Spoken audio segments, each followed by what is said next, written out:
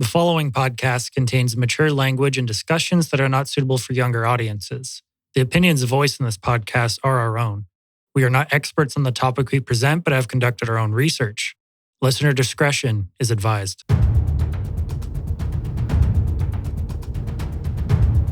On May 10th, 1973, in the sleepy town of Kenora, Ontario, a man entered the Canadian Imperial Bank of Commerce, or CIBC, on Main Street. He was armed with a rifle, a handgun, and a bomb. He demanded money from the bank and wouldn't leave until he got what he wanted. Police officers arrived at the scene, as well as 1,000 civilians.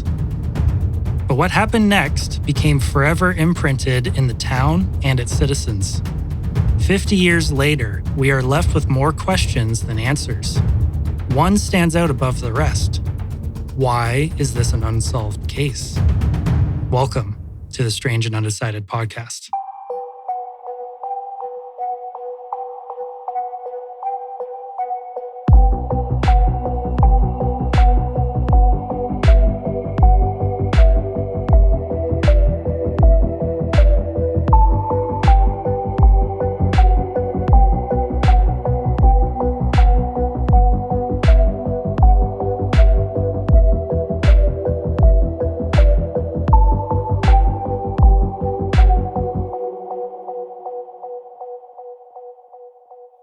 Bomb. Whoa.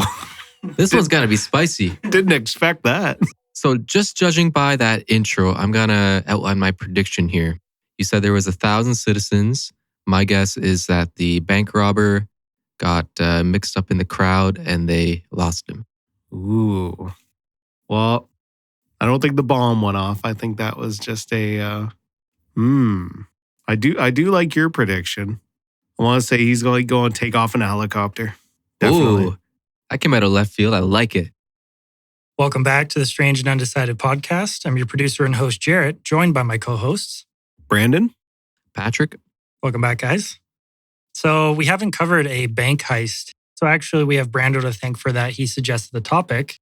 And I kind of stumbled across a ton of information on random bank heists throughout Canada. So this one stood out a little bit above the rest in terms of how unique it was. But have either of you heard about the Kenora bank heist? I have not. I've never even heard of the town Kenora, and I live in Ontario. Isn't it like way up north? It is. Like very up north? Definitely, yeah. So not a big city. No. And which makes this case even more interesting because it was such a small town. So not to give away too much, let's just jump right into the episode. This is the Kenora bank robbery.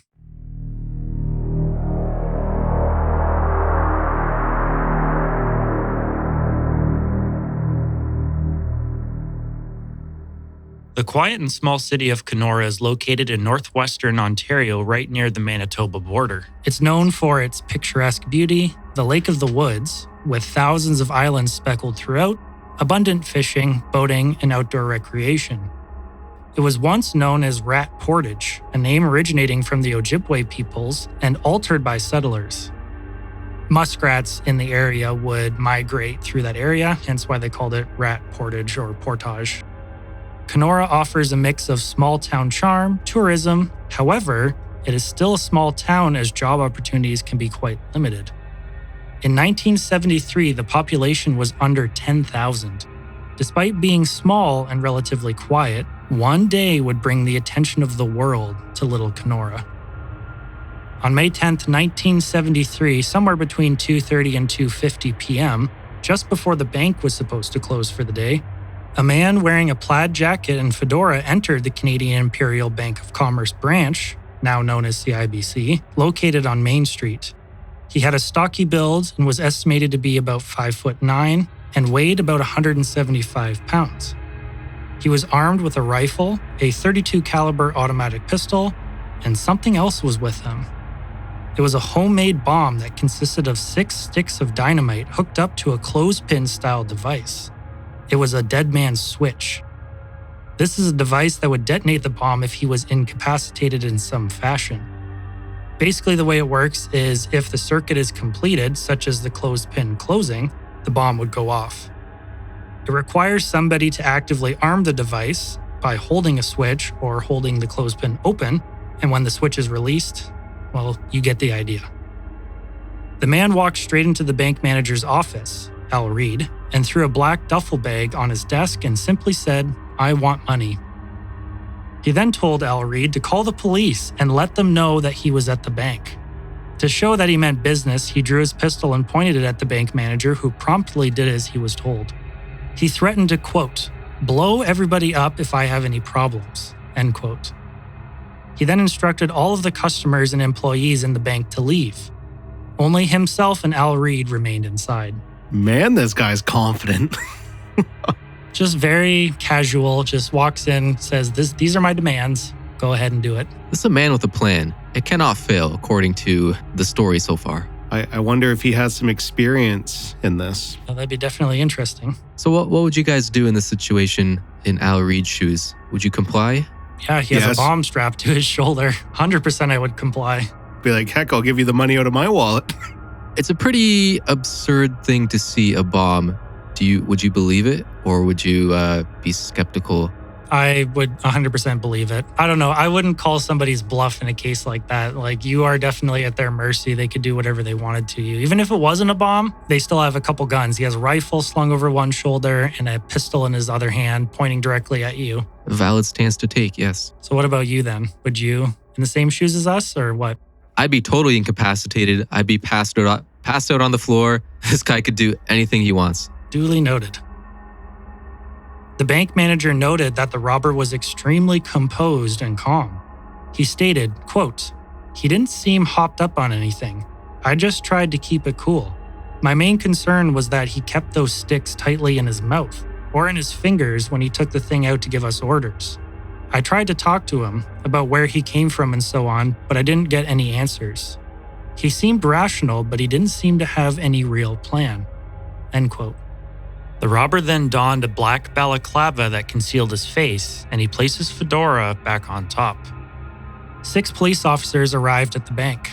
As they walked in towards the robber and the bank manager, the man opened the bag he was carrying that the wire was connected to in order to show the officers his homemade bomb. He also made sure the police were aware it was a dead man's switch to prevent any funny business. The robber gave very clear instructions.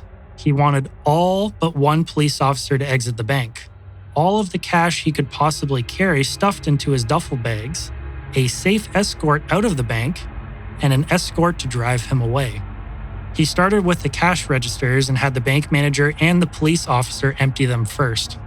One cash register wouldn't open, so he actually used the barrel of his rifle to try and pry it open, and the gun accidentally went off.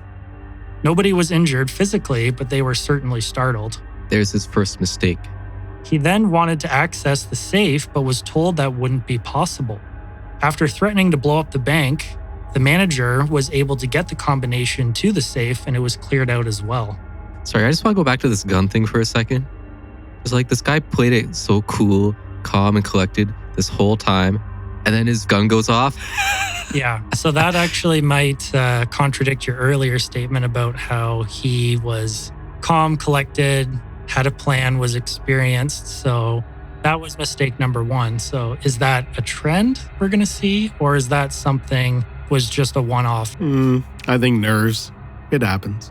Judging by the title of our podcast, Strange and Undecided, my guess is that he gets away, and maybe he did have some sort of a plan after all. Let's find out.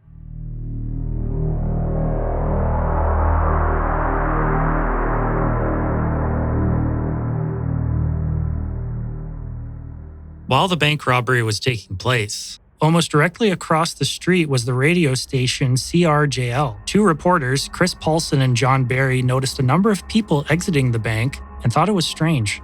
The reporters were practically hanging out the windows and began broadcasting what was happening live as the situation unfolded. At the time, live coverage of these kinds of events was unheard of. The scene grew more and more tense as the minutes passed.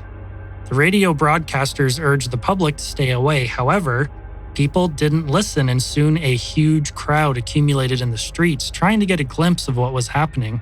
Obviously, they would. Of course, if something's broadcasting like that, I'm going out to check it out. 100%. Well, I guess the people wouldn't have known there was a bomb, but Nope. And again, little town Kenora, what could possibly Yeah. be happening? Parents even picked up their kids from school early to take them to see the robbery unfold. Around 1,000 people showed up. Nearly the entire Kenora police force was at the bank trying to secure the area, but there were just too many people for them to fully control. At some point in time, a man inside the hotel next door, listening to the radio broadcast, a local drunk, decided to head into the bank and see what was going on. He casually walked into the bank with none of the police officers stopping him.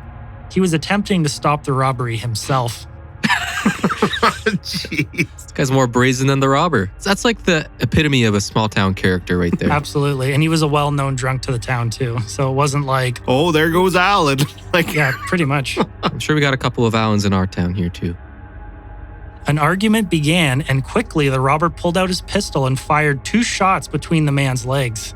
The man promptly ran out of the bank to safety and was fortunately not physically hurt, and the robbery commenced. jeez.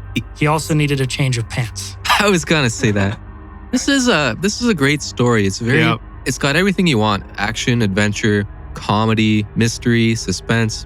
Only in a small town that could have drunk just like waltz on in there.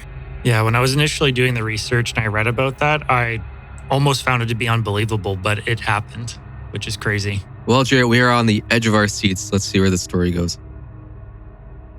Back outside on Main Street, Joe Ralco was one of the civilians in the crowd that day. He would go on to write about what happened in his book called Devil's Gap, which was published in 2017. I will include a link in the show notes for it. In his book, Ralco talks about the atmosphere surrounding the bank as the robbery unfolded. Ralco stated in an interview, quote, "People were lined up 4 to 5 deep from one end of the block to the other. There was virtually no crowd control." End quote. By this time, which was close to an hour since the bank heist started, the robber had no more room in his bags for money and decided it was time to go. It would later be determined that the robber had over $100,000 between all the duffel bags. As I mentioned before, he asked for an escort truck where he would be taken to safety by the driver and presumably would escape. Constable Don Milliard of the Kenora Police Department volunteered to be the driver. He went home and changed into normal clothes, then got into a pickup truck and drove to the bank. Upon arriving at the bank, there was a helicopter flying overhead and road access was largely blocked to attempt to stop an escape. As Milliard arrived and entered the bank, the robber made him carry a bag to the truck. He accompanied Milliard outside with the bags of stolen money. However, the robber had forgotten something, his rifle, which he accidentally left inside the bank. This was also the first time that the public and everybody on the streets was able to get a good look at the robber. He went back inside to retrieve his rifle, but when he came back outside, all hell broke loose. The moment he stepped back outside, he turned slightly towards the police. He was unaware of the police sniper, Sergeant Bob Latane, positioned in the back of a nearby cruiser who fired a shot at him. A crack was heard, and then a horrific explosion erupted in front of the bank. The bomb had detonated.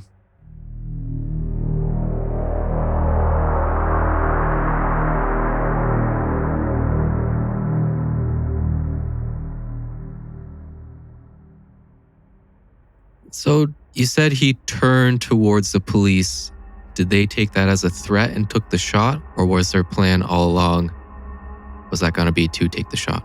We'll get into a little bit of that later, but that was a point of controversy in this case.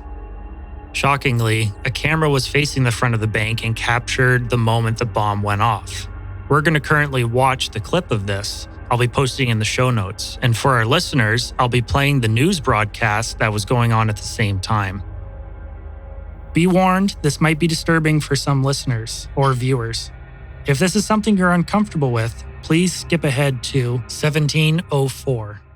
Ladies and gentlemen, a continuing report on the attempted bank robbery at the Canadian Imperial Bank of Commerce on Main Street. And the police have been negotiating with the man. The area has been cordoned off. The passers-by again have been moved back further. And they're just waiting now to see what happens. As I mentioned, the man is holding what is believed to be a device in his mouth, and from all reports, it would appear as though it's a bomb of some sort. Now, the police are standing by. The truck he has demanded is waiting out front of our station right now. The man is coming out. He's got a black stocking on his head. He's got three duffel bags apparently full with money.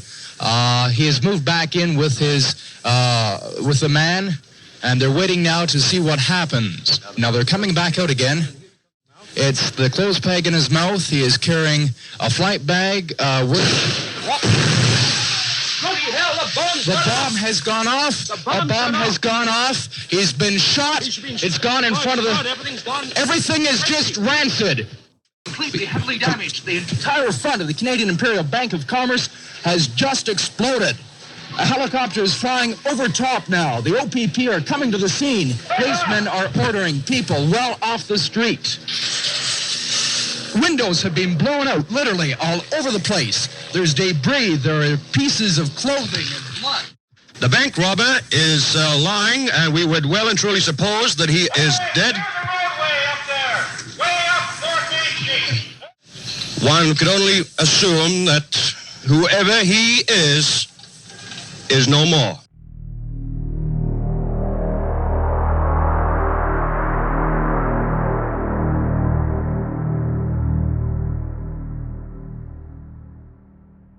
That was pure chaos.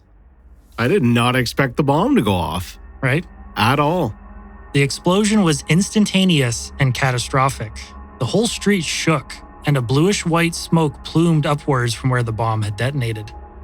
When the smoke cleared, it was found that the robber was blown to bits, and Constable Milliard, the police officer carrying the bags of money, was hit as well.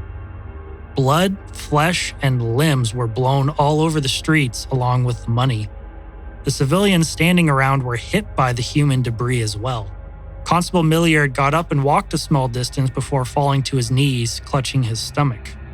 There was flesh and blood cradled in his arms, and he initially thought it was his own.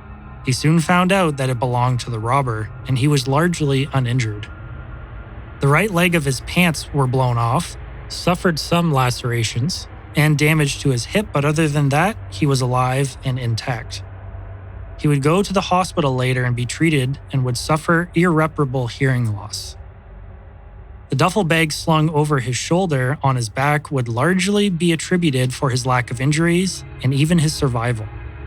The same cannot be said for the man who attempted to rob the bank. Police officers described the man as practically disintegrating.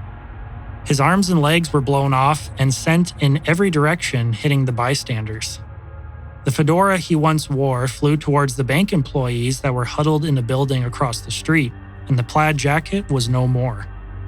Money was also blown everywhere, and some people from the crowd ran to grab some, exclaiming, "Free money, free money."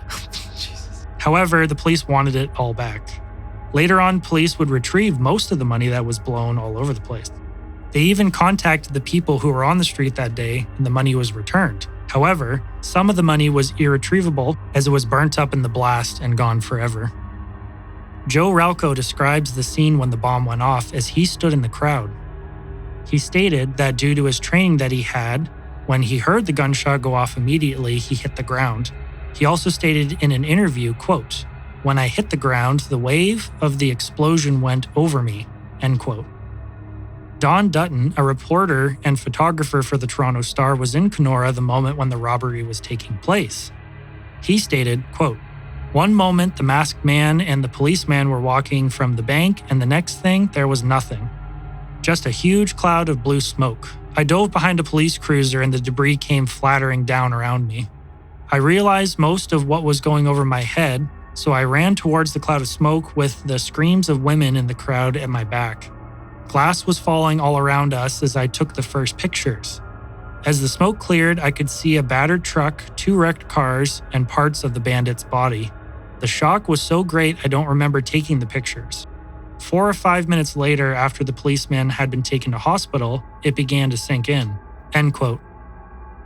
Nobody realized the gravity of the situation until after. This is where the case takes a turn, something that nobody would have expected.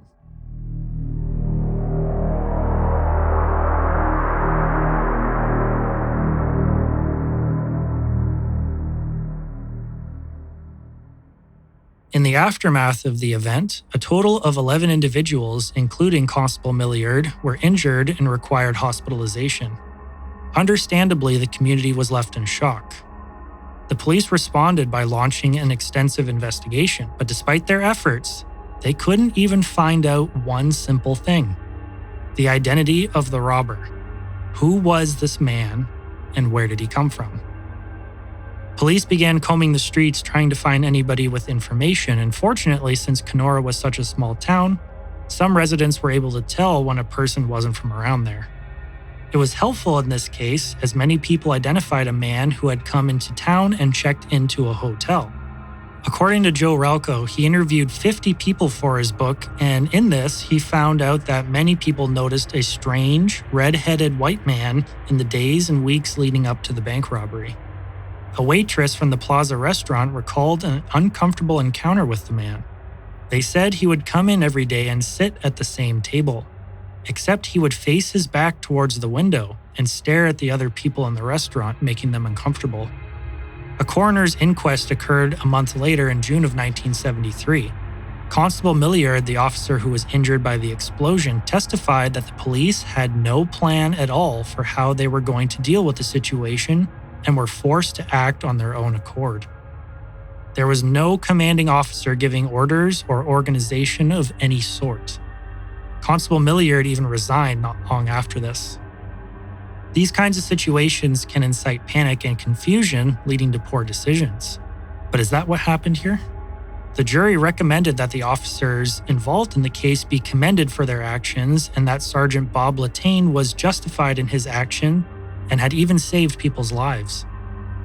Police maintained that they acted accordingly, and after the inquest, denied talking to the media about the case.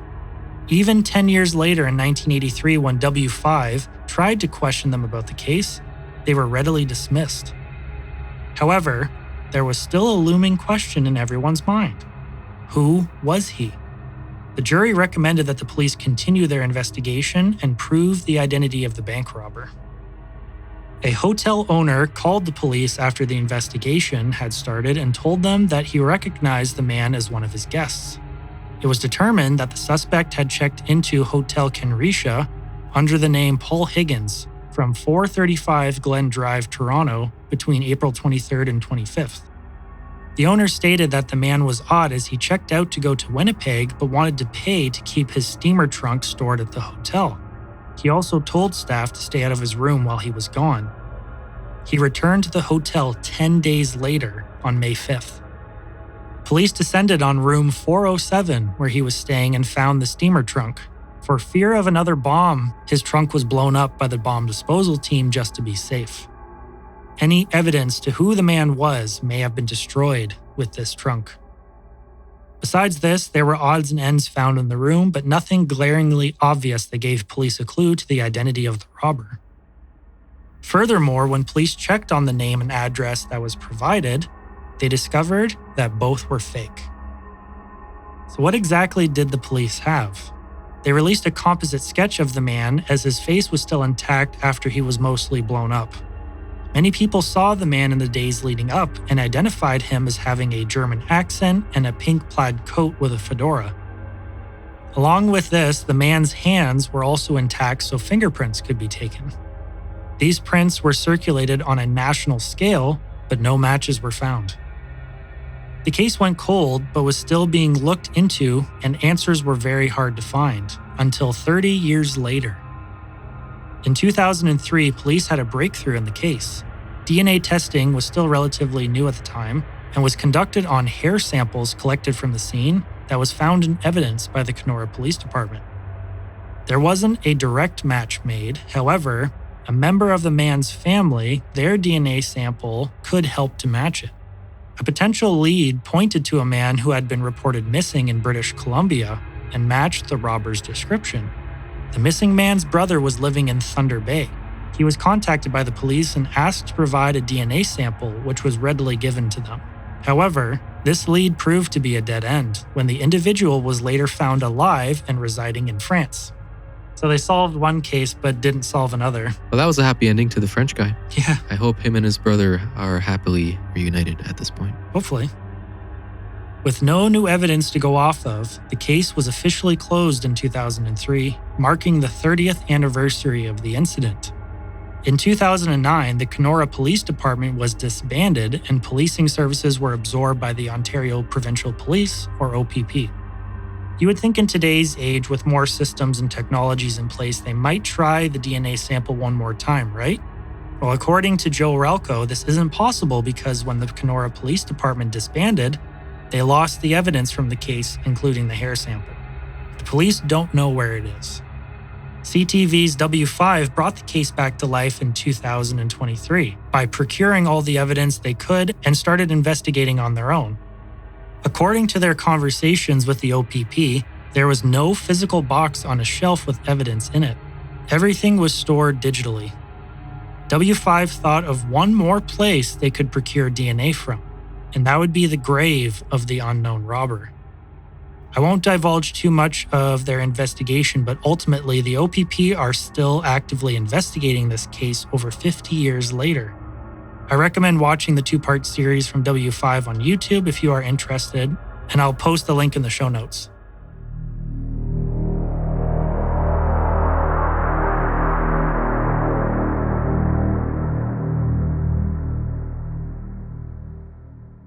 The 1973 Kenora bank robbery left a scar on the town of Kenora. The Lake of the Woods Museum in Kenora hosted an exhibit titled Something to Talk About, the story of Kenora's 1973 bank robbery, which showcased photographs and various artifacts from the incident. The exhibit aimed to preserve the memory of the event and encourage discussion about its significance in Canadian history. Joe Relko was even invited to speak at it and convey his knowledge about the case to others who were interested. Also, in terms of leaving a mark on the city, the Lake of the Woods Brewing Company reopened in 2013 and came out with a unique beer called Dead Man's Switch. Gee. I will read a description of it from their website. Dead Man's Switch, a hazy New England IPA hop bomb loaded with enough Citra and Amarillo to stuff a getaway car twice over. This brew immortalizes the surreal and filmesque Kenora Main Street bank robbery, the only such event in history that actually shut down the Trans-Canada Highway for a day. Best consumed while doing laundry. Link is in the show notes. It is clear that a case like this is immortalized in more than just memory. But despite reminders like this, and the ongoing investigation, we are still left with that seemingly simple question: who was the robber? The events of May 10th, 1973 will forever be remembered by the residents of Kenora, but they are all still left struggling to find out more about the case. The burning question as to who the unknown robber was still hangs heavy over the town. This case has sparked intrigue for over 50 years and continues to receive attention today. We can only hope police are diligently searching for clues and that one day this case will be solved. Until then, it will remain strange and undecided.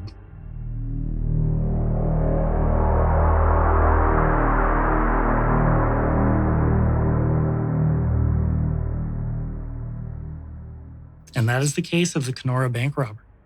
Can't believe he just got shot and blown up. When I was initially researching this, I was going through the beginning part going, this is interesting. And then that happened and took it to a whole new level. Did not expect that. And he just went out the front. I'm like, don't you think there would have been a back door? He was confident enough that he didn't think anybody was going to shoot him. Going out the front door. Yeah, because he had a bomb strapped to him. He's like, who's stupid enough to shoot me? Man, I feel bad for the constable. I do too, Milliard. Yeah, I do too. I don't know how he didn't just get, I know that they said the bag of money saved him, but how did he not get blown up? Where? How far was the sniper? Across the street, I thought. It wasn't far. It was close enough that he wasn't going to miss.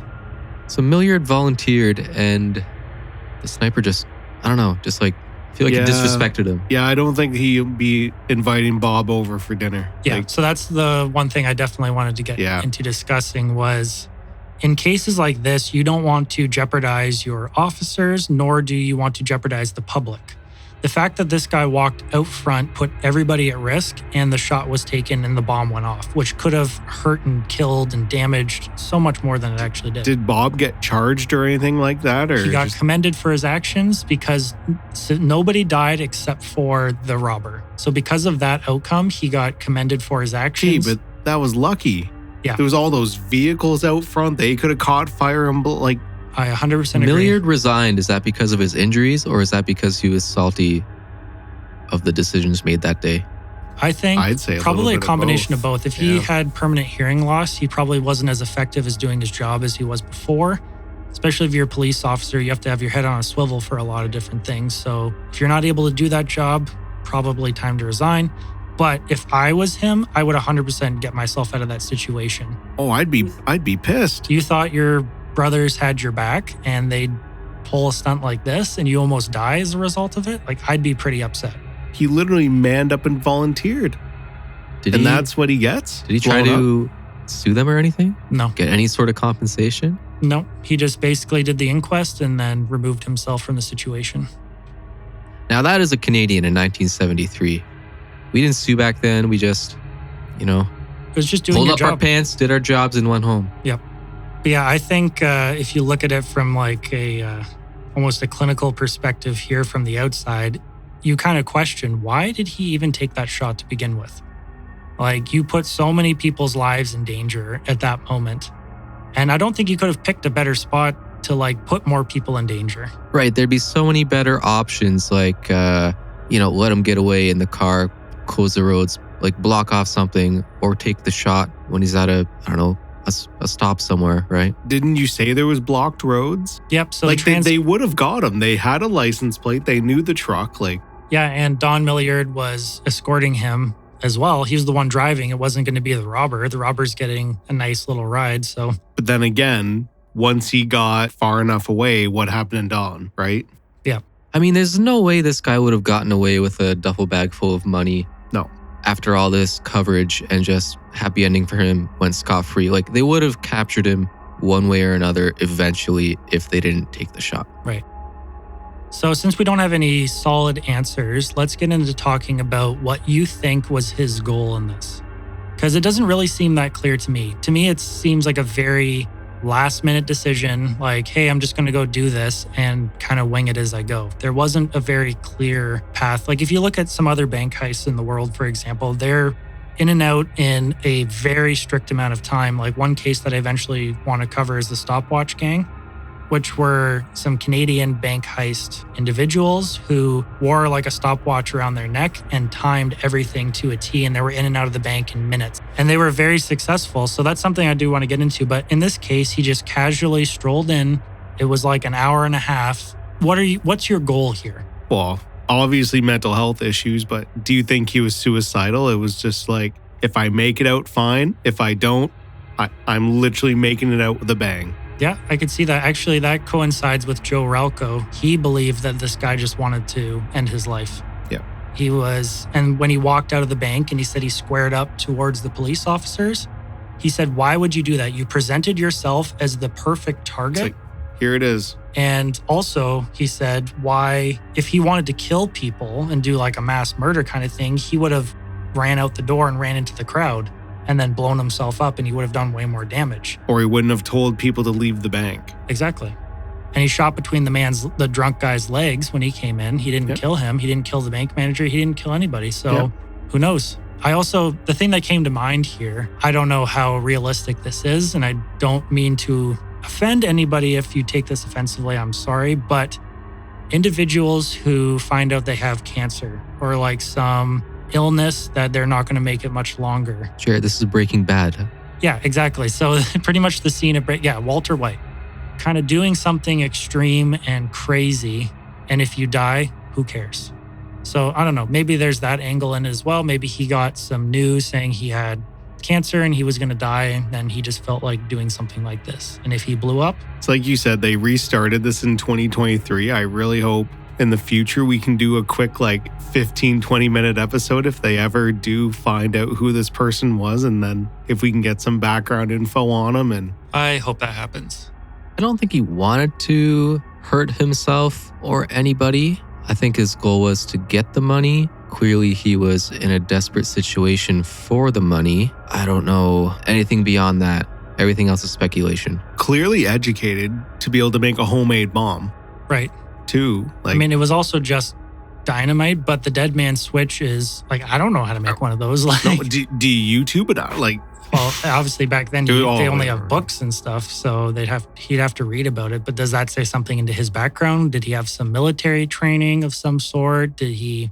PTSD, Yeah, like it's confusing. But also his attire was very interesting: a pink plaid coat, a fedora, and like a ginger beard. very flashy, right? Like, look at me. Yeah.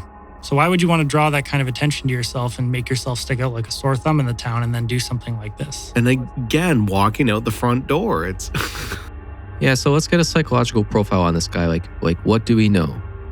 He's intelligent. He knows how to make a bomb. He's a psychopath. He's a weirdo, like a creep, like staring at people in the restaurant. He's desperate. What could be the motive? That's the thing. That just brings me right back to what we were already discussing, is that he just didn't care anymore. And he kind of just was winging it and decided that he just wanted to try something like this. Well, I think it's interesting the fact that people said there was a strange man sitting in the restaurant just staring at people, making people feel uncomfortable.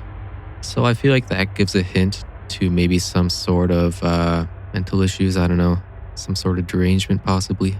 Possibly just wasn't socially capable, I guess you would say. Like a little bit socially awkward, like didn't really know how to interact. Like if you go into a restaurant, you don't just turn your table and sit and stare at everyone else eating. You kind of give everybody their own respective privacy. yeah. Right. The social norms weren't there. And that also kind of is represented too in his clothing. Like that's not normal clothing. Like maybe the 70s was like a different time. Obviously I'm not from there, but you're wearing some kind of flashier things. But a pink plaid coat and a fedora is just very, like you stick out like a sore thumb. But I did bring up the attention-seeking behavior. If he did really want that, go to Toronto, go to Winnipeg. Why go to Little Kenora unless you think you can get away? Exactly. So maybe there was a part that I need this money. So for reference for the money, he prepaid his time staying at the hotel. According to Joe Ralco, it was like $34.75 or I'll just say $35 a night, which was a lot of money back then. And he was gone for a very long amount of time. Apparently his wallet was found after the explosion and he had 170 some odd dollars in the wallet as well. So he had cash on him and he had cash available to rent out this hotel, which the Hotel Kenora was the nice hotel, the Ritz, so to speak, of Kenora at the time. Again, it's only Kenora, but it's still the most expensive hotel in town. If this guy was desperate for money, you'd think he'd be staying in like A the motel cheapest or place something, yeah. possible. So He knew that he was going to pull it off. That's what that statement is saying. that's fair. Or just stay in a fancy hotel for a few days just because he knows it's the last few days. But then why store your trunk and leave for 10 days? He didn't get to enjoy his time there. Yeah.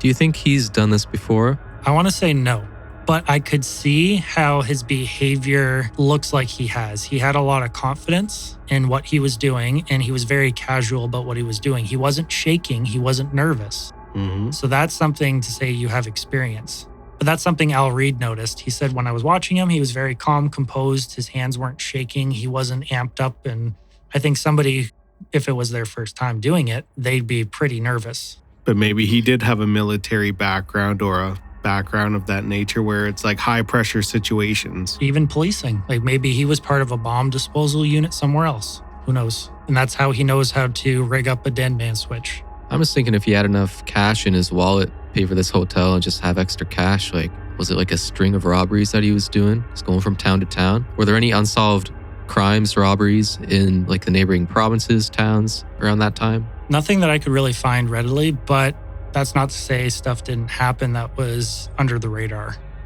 So for example, initially when Brando recommended doing a bank heist kind of style episode, you sent me a couple links for some that happened into a undisclosed town, because we might get into that later.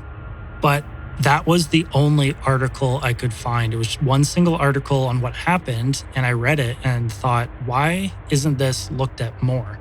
But it was one single article from the city's archives, and that's it. It's very possible that this guy could have robbed other places, but it didn't make news because he was very successful going in and out. But you'd think that you'd hear about man comes in, robs the bank with bomb and leaves. Like that would make national headlines for sure, like this did. Well, I got more questions than answers on this case. Absolutely, as do the residents of Kenora. So yeah, who is this guy? Why did he do it? Where did he come from? And why hasn't anything been solved yet? So much undecided. Yeah, the OPP have a DNA sample, and to me, it seems very cut and dry. Just test the sample and then let people know that it matched or it didn't. What's taking you so long? It does seem strange that nobody's come forward mentioning, hey, my son, my husband, my friend, my neighbor went missing, and nobody made the connection. So this guy was definitely an outsider. Maybe he came up from the States or something to this small town, commit some crimes, intending to go back. Well, he had that German accent, and some people also described him as having a French accent, but he never talked enough to really get a feel for what that accent was.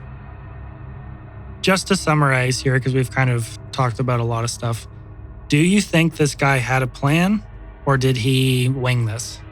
I think he had a plan. I think this was pretty calculated. I don't know what he was gonna do with the getaway car and his escort.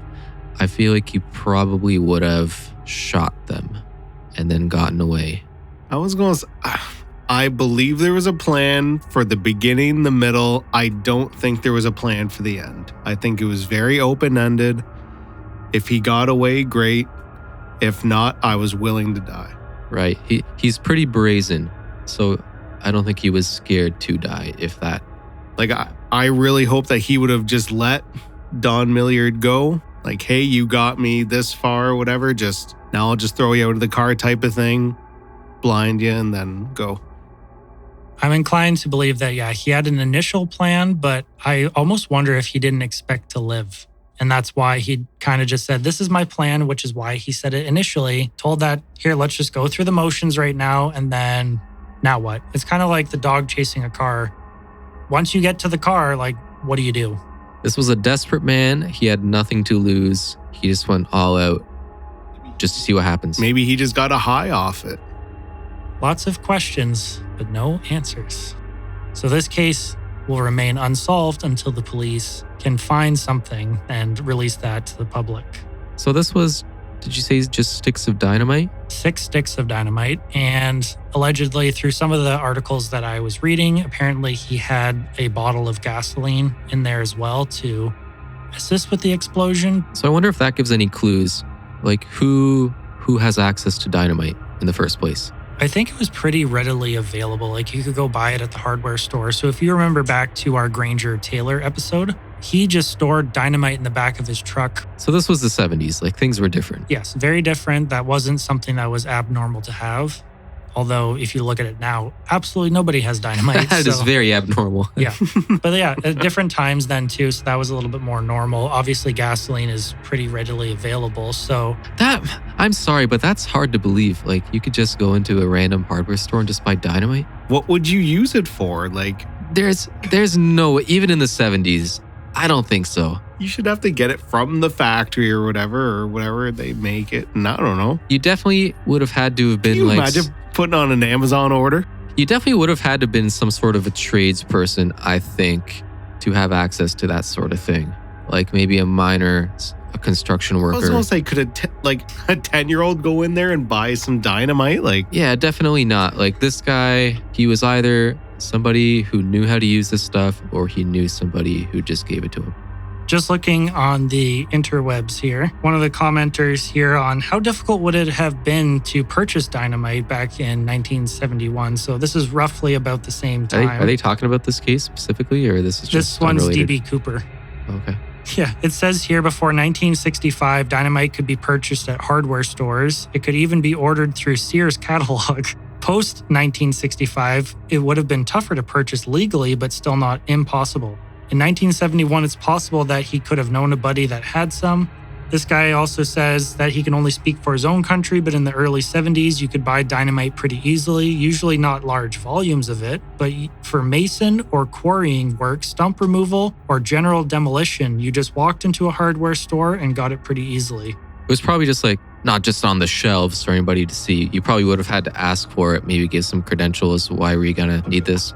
In terms of the investigation, that's what I probably would have just started myself to try to look at. I'm sure the police did that. If they didn't, I'm sure the OPP did in the years coming. But I would try to track down different hardware stores where dynamite was sold from and ask, hey, have you seen this man? Did he come in here buying dynamite? Because they have forms as well. This individual was commenting and saying that there was a form you had to fill out if you were purchasing dynamite. So would police be able to go to hardware stores kind of in the area, but also where did this guy travel from? And probably not everybody would have dynamite, right? Right. And 6 sticks is, to be honest, not a large quantity. So that could be separate purchases made over a long period of time. Who knows? But yeah, in summary, though, it was fairly accessible back then. This whole case, I'm just shocked the lack of pushback regarding to taking the shot. In hindsight, that seems like a very irresponsible thing to do with all those people around and the constable right next to him. The person who took the shot, they must have known that it was probably going to kill the constable. Yeah, that's a heavy question. Because at that point, it's who cares if he gets away with the money? Don't you care about your coworker? Yeah. That will also forever be an interesting question. But the fact that the jury was nope, he was justified, nobody died. It's sure, nobody died, but you didn't know that at the time and you ran the risk of killing a lot of people. What if that bomb was more powerful than you thought it was? People did not know, if he stands right here, these people won't get hit. Right. There was so many unknown variables. It happened to work out okay if you consider the constable getting pretty badly hurt and losing his hearing. But you said there was no commanding officer. Yep. He just decided to make the choice. And that's why I made the point of saying that in situations like this, it can bring up panic, it can bring up a lot of confusion, and then decisions are made which can be very detrimental to a situation like this, which is why you have a chain of command where somebody up top's giving the orders to people down below, and then the people who are directly dealing with it get those orders and then carry out what has to be done from somebody who's making largely, hopefully, logical decisions with safety in mind, safety of everyone. Yeah, I'm surprised I never heard of this case before. It seems like it'd be a good learning case. On how to deal with... How not to deal with a situation like this. Good point, yes.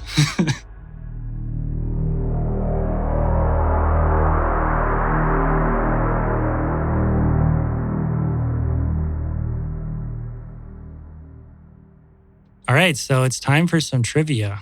Are you guys ready for this? Let's do it. I'm bringing this one home. Question number 1.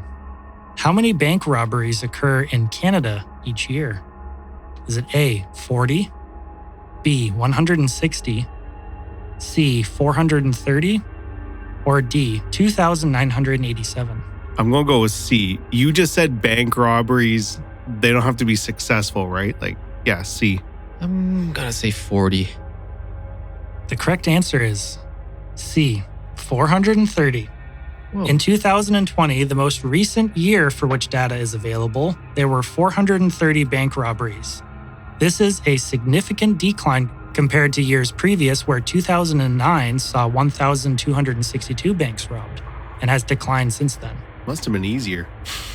Well, it's a lot to do with the technologies available and different protocols and safety. So since 2009, a lot's happened.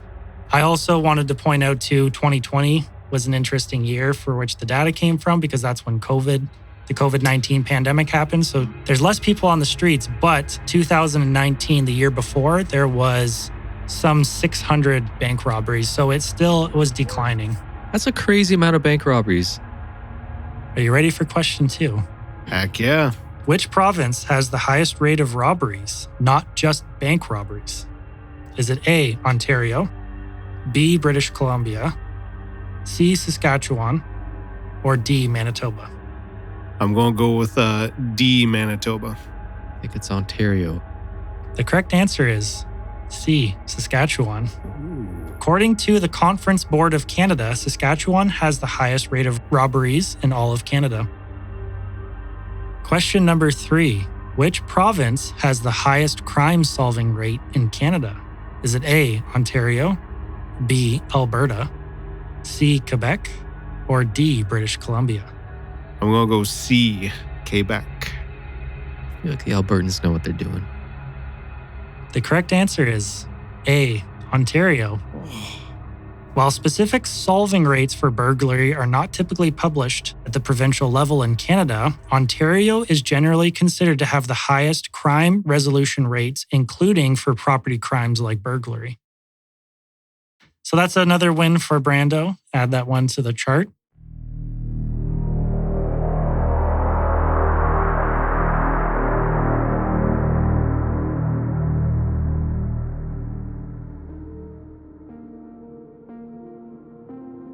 So that's going to end the episode for the night. If you have any ideas or want your story featured on the show, please email us at strangeandundecided@gmail.com. As always, thanks for listening. And Good night.